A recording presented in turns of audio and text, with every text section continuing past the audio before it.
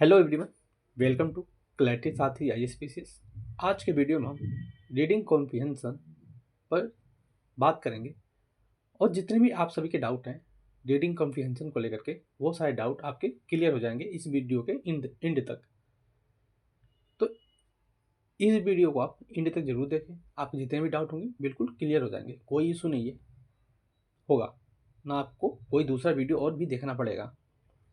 Reading comprehension के क्या strategy होनी चाहिए, क्या प्रीवियस ईयर क्वेश्चन पेपर कितना हेल्पफुल हो सकता है, कहाँ से हम इसका प्रैक्टिस करें, इसमें सिलेबस क्या है, इसके क्वेश्चन कैसे आते हैं, इसका वेटेज कितना है सी सेट में, ये सी सेट के क्वेश्चन में भी इसका वेटेज क्या है, यदि हम सी सेट क्वालिफाई कर रहे हैं तो हम कैसे रीडिंग कॉम्प्रिहेंशन को टैकल कर सकते हैं।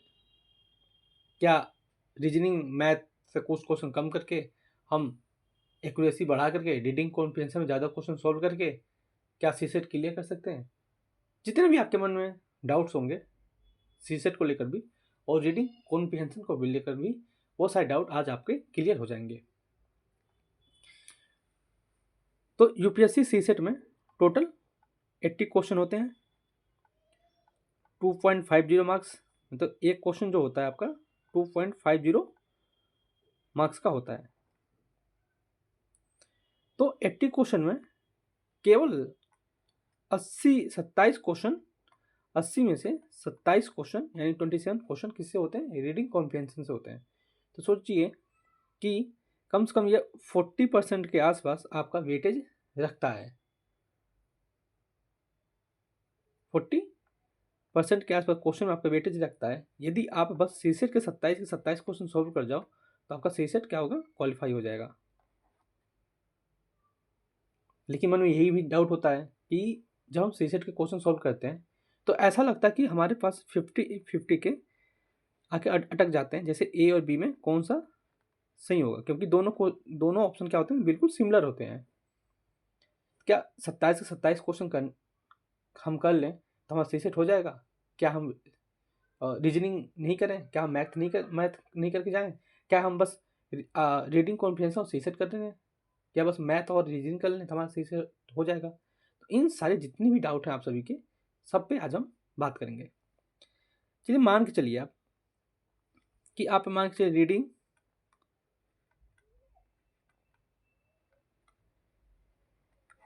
रीडिंग कॉम्प्रिहेंशन से आपके 27 क्वेश्चन कर लिए। क्या आपको लगता है कि आपकी एक्यूरेसी इतनी सही है कि आप 27 के 27 कर लो, आपके 100% एक्यूरेसी के 27 के 27 क्वेश्चन क्या हो जाए, सही हो जाए?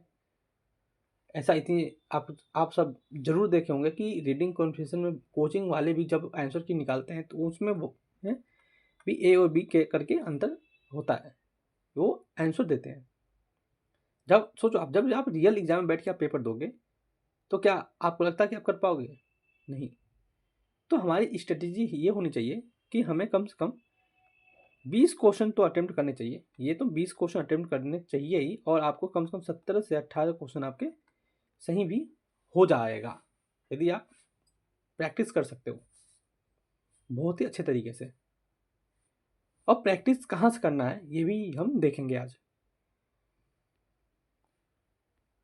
चलिए रीडिंग कॉम्प्रिहेंशन का हम देखते हैं कि इसका सिलेबस क्या है। इसका सिलेबस कुछ नहीं है, बस यूपीएससी ने लिखा कि आरसी हम पूछेंगे अनसीन पैसेज की तरह। अब इसका सिलेबस क्या से आता है, इसका सिलेबस आप देखोगे previous year question paper. UPSC ज़्यादा से ज़्यादा क्वेश्चन कहाँ से पूछता है आरसी में, वो होता है इन्वायरमेंट। यदि मान के 27 क्वेश्चन है तो 10 से 12 क्वेश्चन किससे होगा, केवल इन्वायरमेंट से। फिर यूपीएससी पूछता है साइंस एंड टेक से, मान के हर साल 3 से 4 क्वेश्चन। उसके बाद आता है इकोनॉमिक्स से, वो भी 3 से 4 क्वेश्चन पूछ लेता है। तो वो इन्वायरमेंट, इकोनॉमिक्स और साइंस एंड टेक से मान चलिए वो 20 क्वेश्चन पूछता है हर साल। बाकी 7 क्वेश्चन आपका पॉलिटी रख लीजिए, है ना, साइकोलॉजी रख लीजिए, और भी बहुत सारे ऐसे सब्जेक्ट हैं जहाँ से क्वेश्चन पूछता है। तो यूपीएससी का फोकस हमेशा रहता है कि वो इन्वायरमेंट को प्रेफर दे। आपको ज़्यादा से ज़्यादा क्वेश्चन किस पे सॉल्व करना है, इन्वायरमेंट पे, साइंस एंड टेक पे और इकोनॉमिक्स पे। अब दूसरी बात आता है कि प्रीवियस ईयर क्वेश्चन पेपर, यदि आप लास्ट 10 साल के previous year question paper solve करते हो और हर साल मान के 27 क्वेश्चन पूछा है तो 270 क्वेश्चन आपके पास हैं। आरसी के। तो 270 क्वेश्चन यदि आप प्रैक्टिस करके चले जाते हो कम से कम 3 से 4 टाइम्स, क्योंकि अभी आपके पास टाइम है 3 से 4 टाइम्स यदि आप करके चले जाते हो या इससे ज़्यादा आप कर लोगे तो आप एक बेहतर स्थिति में होगे कि आप आरसी में 27 में से 20 क्वेश्चन आप नेट 20-22 क्वेश्चन आप नेट सही कर सकते हो आप, क्योंकि आपके अंदर उतना आरसी को सोल्व करने का प्रैक्टिस हो जाएगा।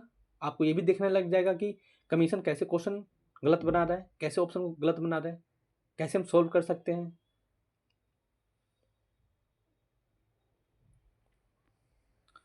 और इसका अप्रोच क्या होगा, वही अप्रोच कहाँ से होगा, प्रीवियस क्वेश्चन पेपर को हम ज़्यादा से ज़्यादा क्या करेंगे, सोल्व करेंगे। 5 टाइम से मोर टाइम हम सोल्व करेंगे। और प्रैक्टिस, मोर प्रैक्टिस किस पे, प्रीवियस क्वेश्चन का मोर प्रैक्टिस। और इसकी स्ट्रेटेजी क्या हो सकती है, हम इसमें और क्या चीज़ें ऐड कर सकते हैं। यदि आप चाहते हो कि आपका रीडिंग कॉम्प्रिहेंशन बहुत ही अच्छा हो तो आप डेली 5 से 10 क्वेश्चन क्या करो, आप प्रैक्टिस करो। मिनिमम आप 10 क्वेश्चन तो 5 मिनिमम करो ही, मैक्सिमम आप 10 क्वेश्चन करो ही। आप देखोगे आप 3 दिन में एक प्रीवियस ईयर क्वेश्चन पेपर आप आराम से सोल्व कर जाओगे। यदि आप डेली 10 क्वेश्चन कर रहे हो 3 दिन में 30 क्वेश्चन, यानी एक प्रीवियस ईयर क्वेश्चन पेपर आप 3 दिन में सोल्व कर जाओगे। तो डेली जब आप 10 क्वेश्चन कर रहे हो तो महीने में आप कितने क्वेश्चन कर जाओगे, 300, यानी 10 साल का प्रीवियस ईयर क्वेश्चन पेपर आप एक महीने में कंप्लीट कर जाओगे। अभी आपके पास एक टोटल कितने, 5 महीने, एवरेज निकालोगे तो आप 5 टाइम कर लोगे, 5 टाइम्स। बस आपको डेली करना प्रैक्टिस, जितना प्रैक्टिस करोगे, डेली प्रैक्टिस करो, आप एक क्वेश्चन बार बार प्रैक्टिस करो। आप अब प्रैक्टिस करने के बाद आप ये भी देखो कि ये जो क्वेश्चन है, इससे क्वेश्चन कैसे ये ऑप्शन फ्रेम हुआ है, जो फ्रेम हुआ है ऑप्शन, ये कैसे एग्जामिनर ने गलत बनाया है, क्या ऐसे वर्ड वो यूज कर रहा है जहां से ये पूरा पूरा ऑप्शन गलत बन गया है। बस सॉल्व नहीं करना है, हमें देखना ये भी कि ऑप्शन कैसे गलत बन रहा है, क्या कोई टेल वर्ड यूज हो रहा है, क्या कोई एक्सट्रीम वर्ड यूज हो रहा है। क्योंकि आज के टाइम में लास्ट 2-3 साल में देखोगे आप तो एक्सट्रीम वर्ड भी कभी कहीं सॉरी, एक्सट्रीम वर्ड भी कहीं कहीं सही हो रहे हैं। तो ये भी देखना कहाँ सही हो रहे हैं, कहाँ गलत हो रहे हैं।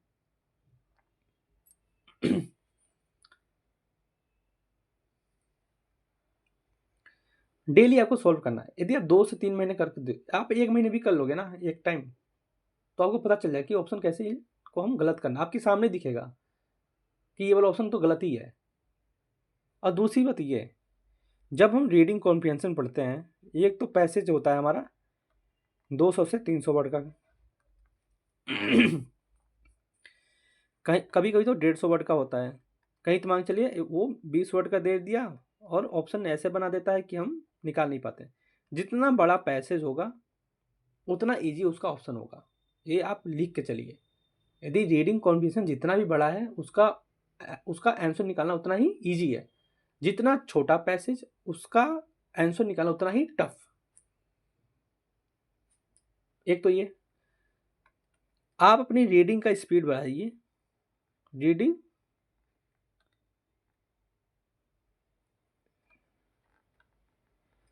फोकस और रीडिंग की आपकी स्पीड क्या होनी, बढ़ानी पड़ेगी। जैसे आपका पेन चल रहा है, हाथ चल रहा है पेन पे, वर्ड पे, आँख और जो आपकी आई है और जो शब्द हैं, जिस पेन पे शब्द है उस पर क्या होना चाहिए, 100% फोकस होना चाहिए। जहाँ यदि आप फोकस टूटे वहाँ रीडिंग कॉम्प्रिहेंशन हो जाएगा आपका गलत। चलिए, तो ये होगा कि हमें सॉल्व कैसे करेंगे रीडिंग कॉन्फ्रेंस सॉल्व करते समय। सबसे पहले हमें क्या करना है, फोकस करना है, 100% फोकस। फिर हमें थोड़े फास्ट रीडिंग करने पड़ेंगे, क्योंकि मान से हमें 20 वर्ड 20 मार्क के लिए हमें रीडिंग कॉन्फ्रेंस करना है। यदि हमें 5 मिनट लग रहा है तो 20-25-100 तो ऐसे मिनट हो गए 100 मिनट। तो हमें एक पैसेज को सॉल्व करने में कम से कम 3 मिनट तो चाहिए। तो 1 घंटे में मान चलिए आप 25 क्वेश्चन आप सोल्व कर सकते हैं। इतनी आपकी स्पीड होनी चाहिए कि 25 से 26 क्वेश्चन आप 25-26 क्वेश्चन आप 50-60 मिनट में आप सोल्व कर लो। बाकी के आप 40 क्वेश्चन 1 घंटे में आपको करना पड़ेगा। अभी टाइम लग रहा है तो लगने दीजिए, बाद में 20 क्वेश्चन आपके 35 से 40 मिनट में हो जाएंगे। अभी टारगेट रखिए कि 1 घंटे में हम 25 क्वेश्चन कर लें रीडिंग कॉम्प्रिहेंशन के। एग्जाम वाले दिन जब तक एग्जाम आएगा तब आप 40 क्वेश्चन आप 25 मिनट में कल 40 मिनट में आप 25 है रीडिंग कॉम्प्रिहेंशन आप आराम से सोल्व कर सकते हो। बाकी आपके पास बचे 80 मिनट। 80 मिनट में आपके पास 40 क्वेश्चन रहेंगे, आप सोल्व करिएगा। 10 क्वेश्चन आप छोड़ सकते हो।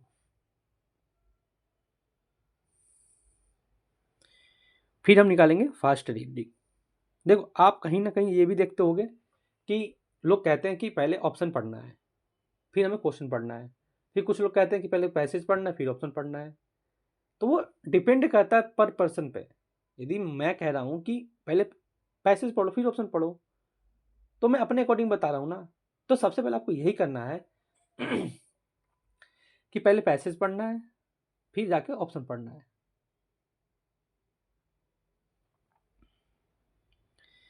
अब देखिए हमें फोकस क्या करना है कि हमें ये गलतियां नहीं करनी है। फोकस इस बात का रहेगा कि जो भी पैसेज में दिया होगा उसे क्या करना है, सत्य मानना है।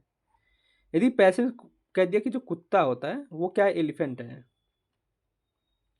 तो हमें डॉग को क्या मानना पड़ेगा, एलिफेंट ही मानेंगे। डॉग को डॉग नहीं मानेंगे रियल लाइफ की तरह।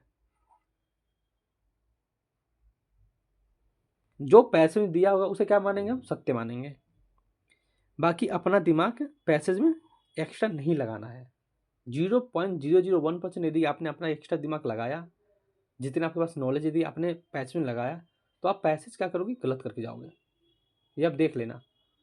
अभी आप देखना, अभी हम प्रैक्टिस करेंगे 2024 का क्वेश्चन, उसमें देखना कि कितना ईजी से हम पैसेज को सोल्व कर सकते हैं। तो होपफुल आपको ये वीडियो समझ में आया होगा। यदि आपको वीडियो समझ में आ रहा है तो कमेंट में फीडबैक जरूर दें, वीडियो को लाइक भी करें। यदि आप हमारे चैनल पर नए हो तो चैनल को सब्सक्राइब जरूर कर लेना कि जो आने वाली वीडियो है वो आप तक जरूर पहुँचे। यदि आप चाहते हो कि हमसे जुड़ना तो डिस्क्रिप्शन में लिंक है टेलीग्राम का, उसे आप ज्वाइन करके हमारे ऑफिशियल टेलीग्राम चैनल को ज्वाइन कर सकते हो। तो चलिए तो कुछ क्वेश्चन हम आज प्रैक्टिस कर सकते हैं और मैं आपको बताता हूँ कैसे क्वेश्चन को सोल्व करना है। यदि आपके पास पेपर होगा तो 2024 का ए सेक्शन जो होगा उसे खोल लीजिएगा, नहीं तो डाउनलोड कर सकते हो आप गूगल पे जा करके। पैसेज हिंदी में है, आप इंग्लिश में भी देख सकते हैं।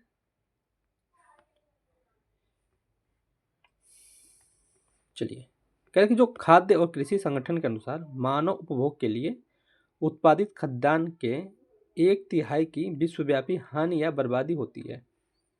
आप बस सुनिए मत, आप भी वीडियो रोक करके पैसे जरूर पढ़िए, फिर आप अपना कंक्लूजन निकालिए और बताइए कि आपका ऑप्शन क्या सही हुआ था। फिर कह रहा है आरंभ कृषि उत्पादन से लेकर के अंतिम घरेलू उपभोग तक की संपूर्ण आपूर्ति श्रृंखला के लिए खाद्यान्न की हानि या बर्बादी होती है। अब कह रहे हैं कि जब कृषि का उत्पादन होता है ना, तो उसके उपभोग से लेकर के शुरू से लेकर के इंड तक जितनी भी होती है क्या होती है, खाद्यान्न की क्या होती है, बर्बादी होती है। अब क्या कि इस बर्बादी के परिणाम स्वरूप लगभग 45% भूमि निम्नीकरण हो रहा है, यानी लैंड डिग्रेडेशन हो रहा, जिसके कारण निर्वनीकरण असाधारण कृषि पद्धति और अध्ययन भूजल निष्कर्षण है। बर्बाद हुआ खाद्यान्न पर तय की गई ऊर्जा के परिणाम स्वरूप प्रति वर्ष 3.5 बिलियन CO2 का उत्पादन हो रहा है। क्षय के परिणाम स्वरूप वायुमंडल में अन्य गैसों का हानिकारक उत्सर्जन भी होता है। खाद्यान्न पर्याप्त और खाद्यान्न संधारिता के चक्र को पूरा करने के लिए खाद्यान्न की सभी रूप में हानि या बर्बादी का समाधान करना चाहिए। खाद्यान्न की सभी रूप में हानि का बर्बादी का समाधान और करना चाहिए। अब देखिए, अब इसमें कुछ भी दे सकता है कि इस कथन का सर्वाधिक तर्क संगत और विवेकपूर्ण निष्कर्षों को सर्वोत्तम रूप से दर्शाते हैं। इस परिच्छेद में आपको प्रतिपादित करना कि क्या है। हमें इस पे ज़्यादा ध्यान नहीं देना है। ये क्या लिखा है इससे हमसे कुछ लेना देना नहीं है, बस हम पैसेज को पढ़े हैं और अपना एक्स्ट्रा ज्ञान नहीं लगाएंगे। जो पैसेज में दिया गया होगा हम उसे ही अप्लाई करेंगे और आंसर हमारा निकल के आ जाएगा।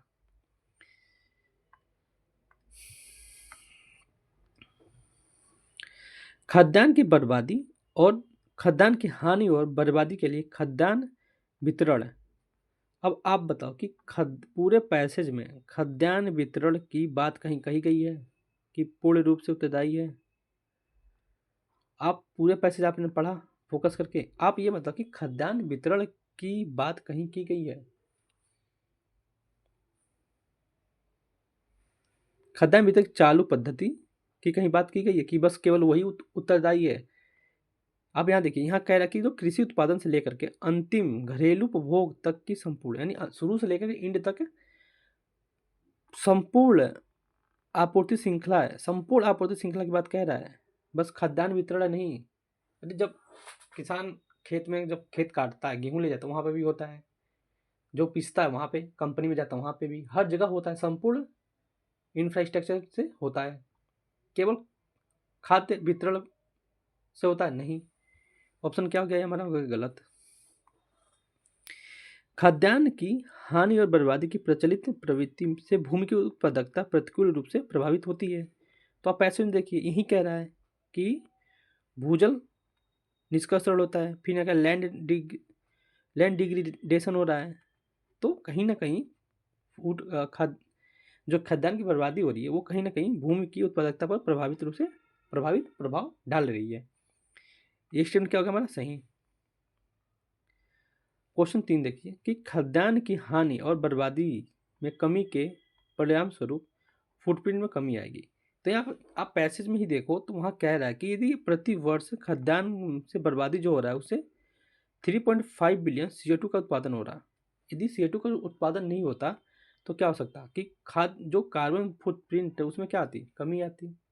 ये भी कहीं ना कहीं डायरेक्ट इनडायरेक्ट ये भी क्या स्टेटमेंट सही है। अब तीसरा देखिए कि खाद्यान्न की हानि और बर्बादी को रोकने के या कम करने के लिए कटाई उपरांत प्रौद्योगिकी का उपयोग नहीं किया जाता। आप ये बताओ पैसेज में कहीं टेक्नोलॉजी की बात की गई है? कहीं टेक्नोलॉजी की आप बात की गई है तो आप ये बताओ कि हाँ इस पैसेज में कहीं टेक्नोलॉजी की बात की गई है? तो टेक्नोलॉजी कहीं भी बात नहीं है, तो ये भी स्टेटमेंट हो गया गलत। हमारा स्टेटमेंट क्या हो गया सही? 2 और 3, 2 और 3। अब बताइए कि पैसेज में हमने कोई अपना नॉलेज लगाया नहीं, जो पैसेज में दिया जाए वही ऑप्शन होगा, डायरेक्ट तरीके से नहीं लेकिन इनडायरेक्ट तरीके से लिखा होगा। जैसे आप देख लो ये कार्बन फुटप्रिंट वाला, यहाँ पर क्या बात कर रहा है? CO2 का उत्पादन करने के लिए। देखिए क्वेश्चन नंबर हम 2 देखेंगे, दूसरा देखेंगे। अब इस परिच्छेद के आधार पर आपको बताना कि पूर्व धारणा क्या बनाई गई है। कुछ धारणा तो बनाई गई होगी, पैसे लिखते समय एग्जाम में क्या धारणा है, कुछ ना कुछ तो धारणा होगा कि क्या सोच के लिख रहा है। यही हुआ। तो खाद्यान्न की हानि और बर्बादी को कम करने के लिए खाद्यान्न वितरण तंत्र की पुनः परिकल्पना करने और इसे प्रभावी बनाए रखने की आवश्यकता है। चलिए ठीक है। खाद्यान्न की बर्बादी और हानि में कमी लाने के लिए सुनिश्चित करना सभी नागरिकों एवं सामाजिक नैतिक दायित्व है, एक सामाजिक नैतिक दायित्व है। अब यहीं पे देख लो आपकी जो कृषि उत्पादन हो है, कह रहा है कि वह घरेलू उपभोग से लेकर के संपूर्ण आपूर्ति श्रृंखला में खाद्यान्न की हानि और बर्बादी होती है। जहाँ हर जगह बर्बादी हो रही है, मान लो फैक्ट्री में जहाँ बनना वहाँ पे भी हानि हो रही है, किसान जब कटाई के बाद ला रहा है वहाँ पे भी हो रही है, प्रोसेसिंग में हो रही है ना, मैन्युफैक्चरिंग में भी हो रही है। तो जहाँ मान के 4 पर्सन है, गेहूं से ब्रेड बनाने में मान के चलिए 4 जगह गेहूं आ रहा है जा रहा है, तो चारों जगह चारों नागरिकों का रिस्पॉन्सिबिलिटी होता है कि नहीं कि वो खाद्यान्न की गेहूं की बर्बादी को रोके। तो वही कह रहा है कि खाद्यान्न की सभी बर्बादी और हानि में कमी लाने के लिए सभी नागरिक एक सामाजिक और नैतिक दायित्व है। तो स्टेटमेंट क्या लग रहा सही है, क्योंकि इनडायरेक्ट पैसेज दिया है, पैसेज जो डायरेक्ट दिया इसमें क्या दिया? इनडायरेक्ट। ऑप्शन क्या है? सही। अब दूसरा देखिए, खाद्यान्न की हानि और बर्बादी को कम करने के लिए खाद्यान्न वितरण तंत्र को पुनः पुनः परिकल्पना करने और इसे प्रभावी बनाए जाने की आवश्यकता है। तब देखो ये वाला स्टेटमेंट, यदि हमने इसे गलत किए हैं तो यहाँ तो सही करेंगे ही, क्योंकि यहाँ कह रहा है कि जो हमारा खाद्यान्न वितरण प्रणाली है वो पूर्ण रूप से उत्तरदायी नहीं है, पूरा चैन उत्तरदायी है। तो फिर यहाँ पर कहीं ना कहीं खाद्यान्न वितरण तंत्र जो हमारा पद्धति है, जो हमारी फूड चैन है, उसको क्या करना पड़ेगा, सही करना चाहिए। यदि हम उसे सही करेंगे तो जो खाद्यान्न की बर्बादी उसे क्या हो सकता है, हमें कमी देखने को मिलेगी। तो दोनों स्टूडेंट हो गया हमारा सही, ये हो गया हमारा करेक्ट। तो आप बताना कमेंट में जरूर कि आपको पैसे सोल्व करके कैसे लगा। यदि आप चाहते हो कि हम डेली प्रैक्टिस कराएं रीडिंग कॉम्प्रिहेंशन लास्ट के 7-8 ईयर तक, तो आप कमेंट में जरूर पिन करके बताओ कि हमें पैसेज करना है। और उसमें जब हम पैसेज कराएंगे आपको, तो बहुत सारी चीज़ें आपको उसमें, बहुत सारी ट्रिक, कैसे क्वेश्चन को सॉल्व करते हैं, ये सारी चीज़ें आपको बताई जाएंगी। होपफुल आपको ये वीडियो अच्छा लगा होगा। तो वीडियो अच्छा लगा तो वीडियो को लाइक जरूर करना और अपने दोस्तों जरूर शेयर करना जिनका सीसेट कई साल से नहीं हो रहा है या वो पहली बार भी एग्जाम दे रहे हैं। चलिए मिलते हैं नेक्स्ट वीडियो में। Thank you so much.